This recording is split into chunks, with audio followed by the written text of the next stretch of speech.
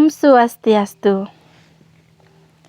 Umat Sedharma dimanapun berada, kembali lagi bersama saya Nimade Dewi Chandrawati dalam program Taksu, Tutur Agama dan Kerukunan melalui Seluruh Umat. Program Taksu ini merupakan salah satu program kerja dari kelompok kerja penyuluh yang bekerja sama dengan penyelenggara Bimas Hindu Kementerian Agama Kabupaten Luhut Timur. Pada kesempatan kali ini saya tidak sendiri, saya ditemani oleh seorang narasumber yaitu Ibu Komang Ati Adianti. Beliau merupakan penyuluh agama Hindu Kabupaten Luhut Timur. Om Swastiastu Bu Ati. Om Swastiastu Ibu. Bagaimana kabarnya? Baik-baik aja. Iya, setungkara kita semua dalam keadaan baik. Dan pada kesempatan kali ini kita akan membahas tentang makna telur dalam Banten. Langsung saja kita berbincang-bincang dengan narasumber kita, Ibu Komang. Ya, telur itu merupakan salah satu sarana upakara yang sering sekali digunakan oleh masyarakat Hindu. Nah, sebenarnya kenapa sih kita harus menggunakan telur dalam upakara? Umat Sedharma yang berbahagia, kita sering menjumpai adanya telur di dalam Banten. Nah, makna telur tersendiri itu sendiri dalam upacara yatnya yaitu sebagai lambang atau wujud dari alam semesta atau dunia, di mana dalam kitab Purana disebut dengan Brahmanda atau telur Brahma atau Ida Sang Hyang Widi. Nah, telur tersebut juga terdiri dari 3 lapis yang disebut dengan Trisarira. Lapisan yang pertama bagian kulit disebut dengan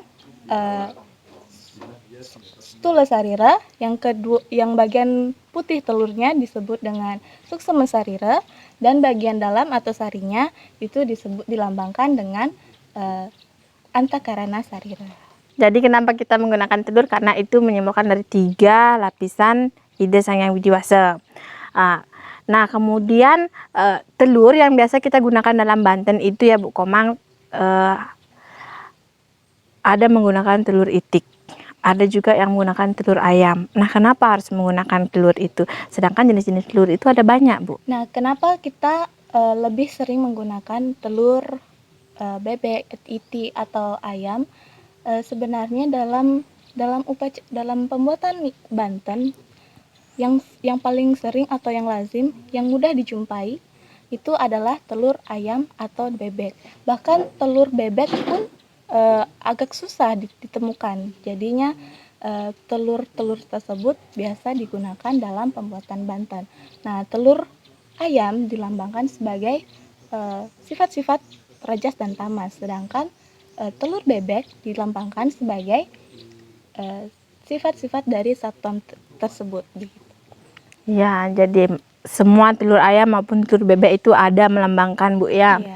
Kemudian di lingkungan masyarakat ya Bu Komang, ada yang mengatakan bahwa menggunakan telur bebek itu suci dibandingkan telur ayam. Nah, kenapa telur bebek itu dikatakan suci, Bu? Telur bebek dikatakan suci karena bebek atau itik itu melambangkan kesucian. Kenapa demikian? Karena itik atau bebek itu walaupun di dalam lumpur masih bisa memilah makanan mereka. Bisa hidup di darat, di air, bahkan terbang pun bisa. Jadi bebek tersebut disimbolkan suci dan bijaksana. Sedangkan kalau ayam, telur yang berasal dari ayam tersebut melambangkan sifat-sifat dari rajas dan tamas, angkuh, rakus, dan penuh nafsu. Iya. Nah, satu lagi Bu, pertanyaan terakhir ya. Di lingkungan masyarakat itu ada beberapa desa ketika membuat sarana upakara atau membuat Banten dan menggunakan sarana telur, biasanya ada yang dibungkus dengan tipat taluh, yang biasa dikatakan dengan tipat taluh, ada juga yang tidak dibungkus. Nah, kenapa ada yang dibungkus dengan tidak? Apakah dengan dibungkus dan tidaknya itu dapat mengurangi makna dari telur itu, Bu?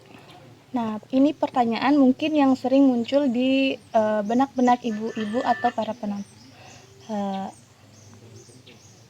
Dalam penyiapan Banten, dalam penyiapan telur, contohnya telur, itu biasanya disesuaikan di desa Kalapatra tersebut. Bahkan ada di setiap rumah pun, bahkan mungkin tata cara penyajiannya atau pembuatannya berbeda.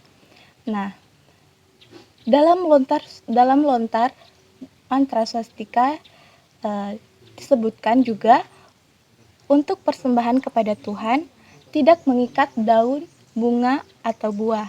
Asalkan diberi dengan hati yang tulus ikhlas, maka Tuhan akan menerimanya. Jadi, tidak akan merubah makna dari bantuan tersebut. Ya, jadi kalau telur itu dibungkus atau tidak mengurangi makna, Bu ya. Yang penting satu dalam kita membuat sarana upakara itu adalah ikhlas. Umat Sudharma yang berbahagia, demikianlah perbincangan kita dengan narasumber kita pada kesempatan kali ini. Terima kasih Bu Ati atas materi yang disampaikan pada kesempatan kali ini, dan tidak lupa juga saya ucapkan terima kasih kepada seluruh umat Hindu yang telah mendukung program Taksu ini. Semoga program Taksu ini dapat menjadi acuan dalam memberikan pengetahuan tentang Hindu. Umat Sudharma dimanapun berada, jangan lupa untuk like, komen, subscribe, dan bagikan channel YouTube Hindu Lutim untuk memotivasi kami dalam membuat video-video selanjutnya. Dan saya tutup dengan Paramasanti. Om Santi Santi Santi Om.